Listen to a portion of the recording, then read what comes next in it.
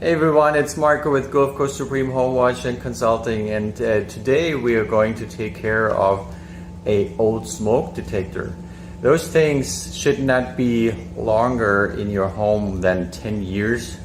This one was put in for 30 years ago, so we're going to change this. Little repairs, no problem. Yeah, this one was put in April of 2010. Should have been replaced by 2020, so we're going to replace this right now with a brand new one that will last another 10 years. The new one we use here today is the Kitty 10-year worry-free smoke alarm with the 10-year maintenance-free battery, and we'll put this in the same spot as the old one was, and we're ready to go. So we replace the bracket, put the alarm in, and the last step, what we need to do is test.